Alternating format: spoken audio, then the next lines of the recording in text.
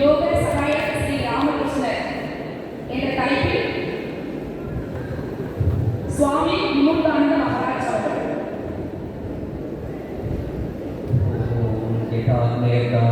शक्ति रामकृष्ण स्थिता सर्वविद्या स्वरूपांता शारदा नमामि।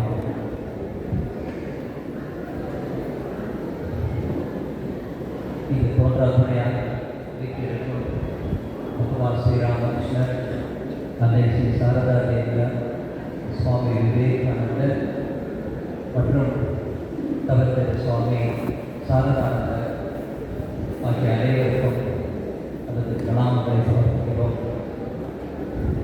33வது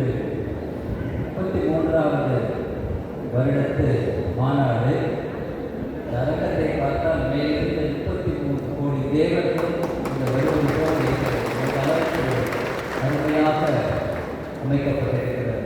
இந்த அரங்கத்தில் நட்சத்திரங்களாக எண்ணிக்கொண்டிருக்கக்கூடிய துறவி பெருமக்களுக்கும் பகவான் ஸ்ரீராமகிருஷ்ணருடைய கண்மணிகளாக அவர் போற்றக்கூடிய பக்தர்கள் அனைவருக்கும் வணக்கம். ஒரு அருமையான ஒரு நிகழ்வு நடந்து கொண்டிருக்கிறது.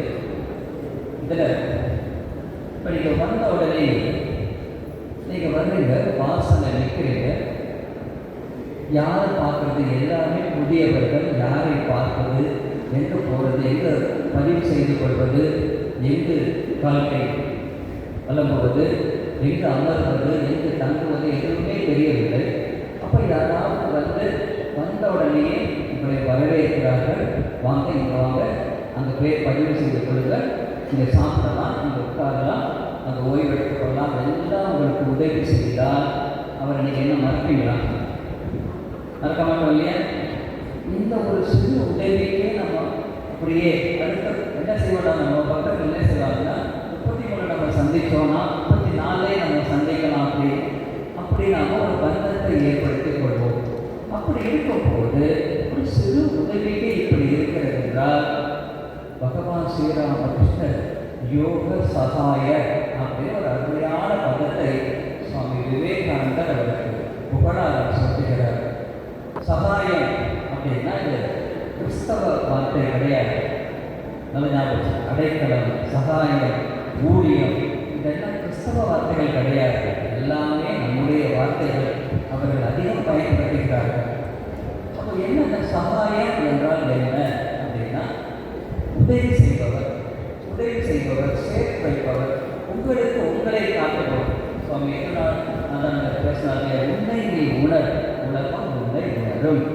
அப்போ அந்த மாதிரி நமக்கு நம்மை காட்டுபவர், நம்மை இறைவனுக்கு காட்டுபவர், அல்லது இறைவனிடம் நம்மை கொண்டு சேர்ப்பவர் யோக சகாய அப்படின்னு ஒரு அருமையான ஒரு பதம்.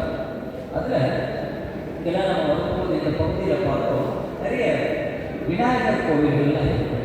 அதில் ரொம்ப அருமையான ஒரு பதம், வழித்துணை விநாயகர். விநாயகர் எத்தனையோ விநாயகர் இருக்காங்க, நிறைய அனுப்பக்கூடிய விநாயகருக்கு எண்ணற்ற பேர்கள் இருக்கின்றன.